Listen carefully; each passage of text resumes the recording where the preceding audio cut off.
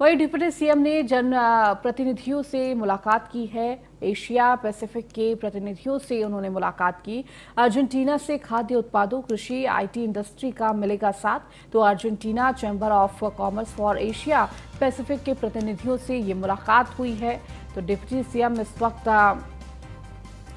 Asia Pacific का प्रतिनिधियों से मुलाकात ये देखने को मिली है। तो अर्जेंटीना से खाद्य उत्पादों, कृषि, आईटी इंडस्ट्री का साथ मिलेगा।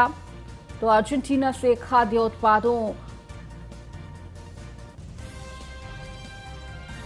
और लगातार अश्विनी हमारे साथ जुड़े हुए हैं। अश्विनी, डिप्टी सीएम की Argentina chamber of commerce for Asia Pacific प्रतिनिधियों से मुलाकात थी। क्या कुछ ये मुलाकात के दौरान क्या खास बातें रही? निश्चित तौर पर एशिया पैसिफिक के प्रतिनिधियों के साथ में कल डिप्टी सीएम ने मुलाकात की थी। अगर बात करें तो अर्जेंटीना भी भारत की तरीके से कृषि प्रधान देश है और दुग्ध उत्पादन में अग्रणी देश है।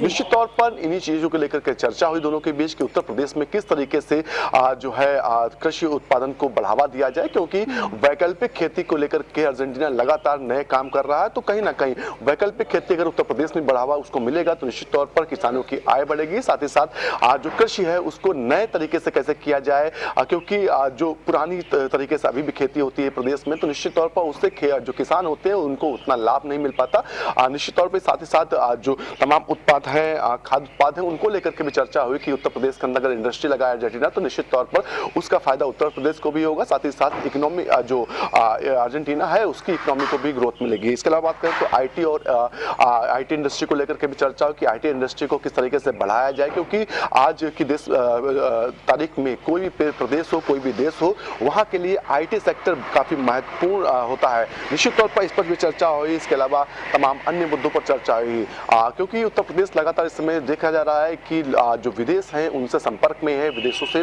वहां पर जो बड़े व्यापारी हैं या फिर बड़े उद्योग घराने हैं उनसे लगातार संपर्क में है, क्योंकि उत्तर प्रदेश चाह रहा है जितना ज्यादा इंडस्ट्री उत्तर प्रदेश में लगेगी उतनी ज्यादा इकोनॉमिक ग्रोथ होगी, यहाँ के लोगों को रोजगार मिलेगा। साथ ही साथ एक बड़ा बाजार उत्तर प्रदेश में है और ये सबसे बड़ा फायदा उत्तर प्रदेश के लिए, क्योंकि किसी देश में या किसी प्रदेश में जब बात होती है, एमओयू साइन होता है, तो सबसे बड़ा जो फायदा जो इन्वेस्टर होता है उसको ये मिलता है कि उत्तर प्रदेश के पास बाजार एक बड़ा बाजार है और कहीं ना कहीं इसी के फायदा उत्तर प्रदेश लेना चाहता है। आज चाइना अगर भारत को आंखें नहीं दिखा पाता है तो कहीं ना कहीं एक बड़ा कारण ये है, सीधा तौर पर लड़ाई नहीं कर पाता, कारण ये है कि भारत एक बहुत बड़ा बाजार है और कोई भी इस इतने बड़े बाजार को खोना नहीं चाहता। अभी हाल ही में देखा गया था पिछले साल 2017 के दौरान में जब डोकलाम विवाद चल रहा था, उस दौरान में भारत ने जो चीनी उत्पाद थे उनका विरोध शुरू हो गया था, उनका बाइकआउट शुरू हो गया था। कहीं ना कहीं एक बड़ा कारण रहा कि बैकफुट पर चीन को जाना पड़ा, क्योंकि अगर भारत जैसी बड़ी मार्केट चीन खोता था तो कहीं ना कहीं उसकी जो इकोनॉमिक ग्रोथ हो रही थी वो रुक जाती।